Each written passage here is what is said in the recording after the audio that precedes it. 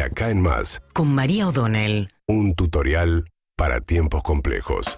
Bueno, ayer Alberto Fernández, el presidente de la Nación, en cadena nacional, salió a reprocharle a la Corte Suprema el fallo por el cual suspendió las elecciones este fin de semana en las provincias de San Juan y de Tucumán, las elecciones a gobernador. San Juan vota igual el resto de las categorías, salvo la categoría de gobernador, hasta que se resuelva la impugnación a Sergio Uñac, el actual gobernador, que ya fue vicegobernador, 2 veces gobernador, 2 mandatos, y busca el tercero. Y también la misma situación en Tucumán, donde directamente suspendieron las elecciones hasta que vea si Mansur puede Mansur ser candidato a vicegobernador. Ya fue 2 mandatos vice, 2 mandatos gobernador, va por el 5º mandato, o es el intento que está haciendo.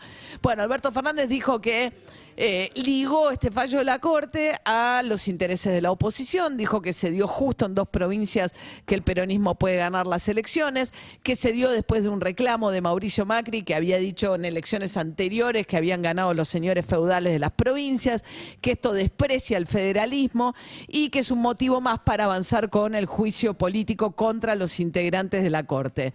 Yo la verdad ya dije, a mí me parece del todo coherente este fallo de la Corte con otros fallos similares que tuvo la Corte en materias similares. Es bastante obvio que si una Constitución pone un límite a la cantidad de veces que puede ser reelegida una persona, el espíritu de esos legisladores es promover la alternancia. Si yo encuentro la manera de hacerle trampa a la alternancia, porque soy 8 años vice y después 8 años gobernador y después digo que no cuentan porque ya en el medio fui gobernador, entonces bueno, son formas de mantenerse y perpetuarse en el poder en constituciones que no lo permiten. Hay constituciones que sí lo permiten, el caso de Santa Cruz, que tiene reelección indefinida, y el caso de Formosa, que tiene reelección indefinida.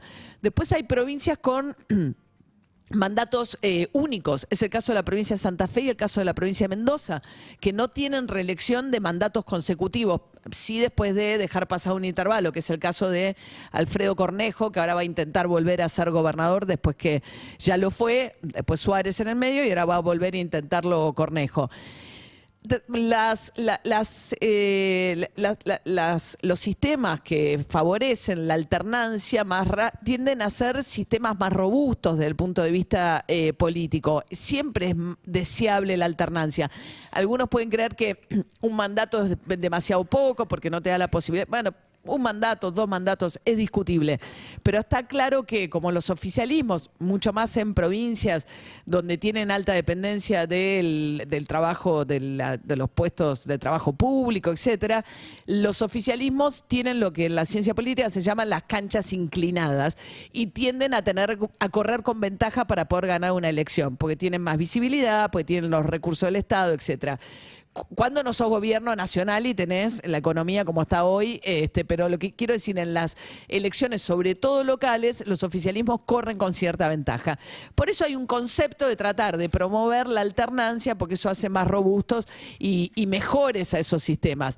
Bueno, cuando los políticos intentan meterle la trampa, bueno, acá apareció la Corte, como apareció en otras ocasiones, lo hizo en Santiago del Estero. ¿Y qué pasó? Aparece la esposa del gobernador de Santiago del Estero, que fue la que gobernó mientras hacía el interregno para poder volver a ser gobernador nuevamente de Zamora.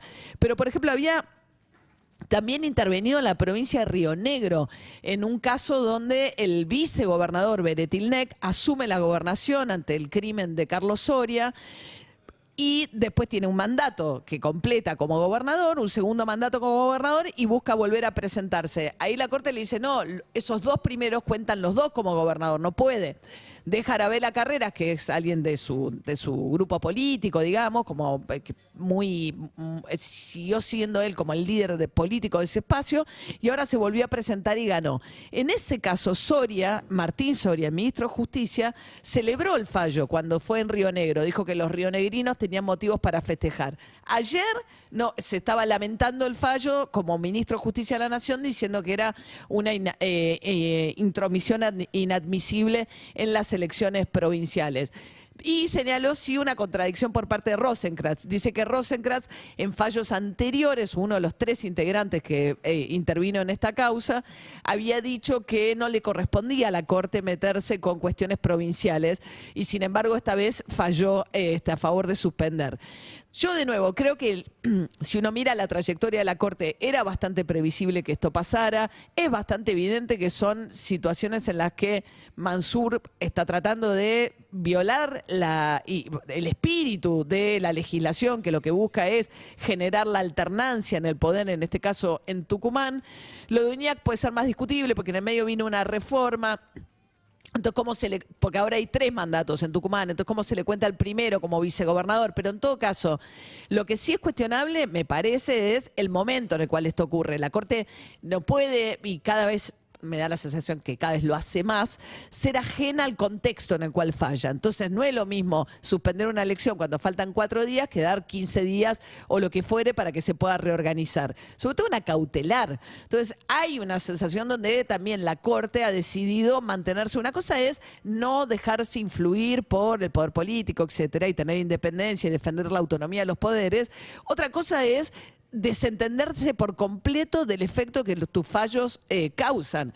Entonces, si ya estás para hacerlo, ¿por qué lo haces 4 días antes? Hay partes donde, sinceramente, parece, además, una Corte que se están matando entre ellos con todo lo que se está ventilando en la Cámara de Diputados respecto a irregularidades de las cuales se acusan mutuamente en el manejo de la obra social, etcétera.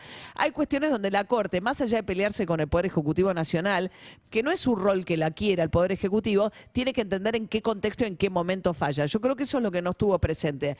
Ahora, es difícil atribuirle a una gran conspiración de Macri, Patricia Bullrich y los integrantes de la Corte este fallo. Bastaba con mirar los antecedentes de la Corte para darse cuenta que esto era un escenario bastante probable.